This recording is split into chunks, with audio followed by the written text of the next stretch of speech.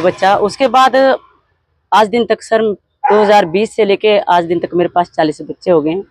मुझे जो भी बच्चा कहीं भी कोई बीमार है, कीड़े पड़े हुए हैं, एक्सीडेंटल है, कुछ भी है, मुझे कोई भी दिखता है मतलब ऐसे कि जिसको नीड है, मैं उठा लेती हूँ और मैं उनके ट्रीटमेंट कराती हूँ।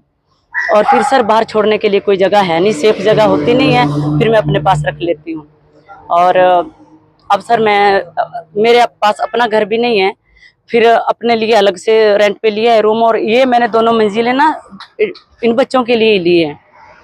और अब लोगों ने मतलब मुझे देख के कि इसके पास डॉगी रहते हैं तो छोटे छोटे बच्चे उठाते हैं, कहीं से भी उठा के ले आते हैं और यहाँ पे मेरे दरवाजे के पास रख देते हैं। सर ऐसी कंडीशन होती है बच्चों की कि उनकी अभी आंखें भी नहीं खुली होती हैं।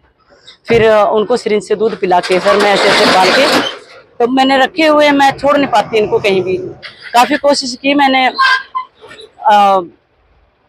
एसडीएम साहब के पास भी गई, एमसी वालों के पास भी गई कि मेरे पास इनको रखने के लिए जगह नहीं है।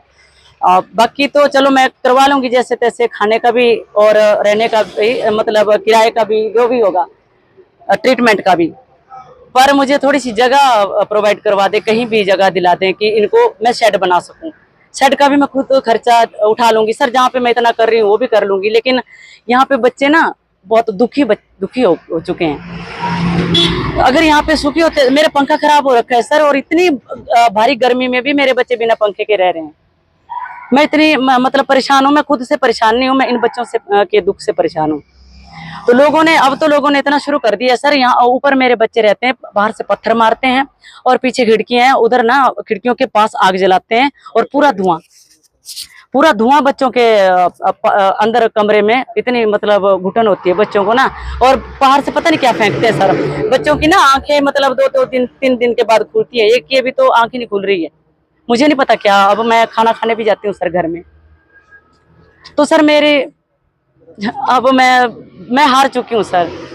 मैं बाबा हरदीप जी के पास भी गई थी कि सर मेरी यही गुजारिश है कि चलो इन बच्चों के लिए बस खुली जगह मिल जाए, इनको हवा थोड़ी मिल जाए, थोड़ा बाहर घूमने फिरने के लिए हो जाए, बाहर बांधने के लिए हो जाए। लेकिन बच्चे, इनके लिए कोई फैसिलिटी नहीं आज दिन तक सर। अभी जैसे देखा है कि 40 बच्चे बता रहे हैं आप, जी सर जी। इनका खर्चा कैसे मैनेज करते हैं, इनके खाने पीने का, और कहाँ से खर्चा आता है, और कितना खर्चा आ जाता है आपका मंथली पर डे के हिसाब से? सर पर डे के हिसाब से 250-500 तो चपाती आ जाती है 5 रुपए के हिसाब से, और 50 थैली दूध की आ जाती है पूरे दिन में। और सर ये जो मेरे पास अंदर है ना बच्चे, यही खाना नहीं खाते हैं। 10 बच्चे मेरे बाहर से भी आते हैं, 10-12 बच्चे बाहर से भी खाना खाने आते हैं, और उनके लिए भी खाना रखना पड़ता है, कहीं देना पड़ता है दूर जाके। तो सर दही भी आता है, 3-4 पैकेट तो दही के भी आएंगे दिन में, लस्सी भी आएगी। फिर कुछ बच्चे ऐसे हैं जो खाना खाते ही नहीं है, वो पेडिग्री खाते हैं, वो फीड खाते हैं। फिर कुछ फ्रूट खाते हैं, पपाया खाते हैं, वो भी खाना नहीं खाते हैं।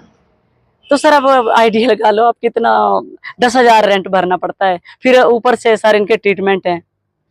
और बच्चे छोटे छोटे बच्चे हैं सर, उनका अलग से दूध ही आता है और वो तो दूध ही पीते हैं।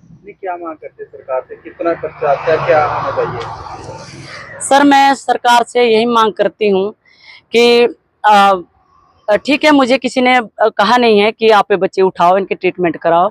मुझे सिर्फ दया आती है और मैं देख नहीं सकती है इस हालत में। तो सर ये सब कुछ देखते हुए ना, मैं इनको छोड़ नहीं सकती कि मैं जिसको नीड है मैं उसको छोड़ दूं और मैं आ जाऊं।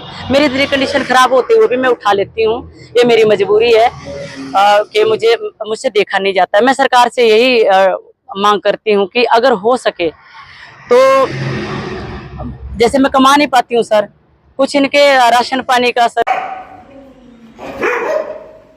पानी देना मैंने अभी आपको, है ना, बर्तन साफ करना है।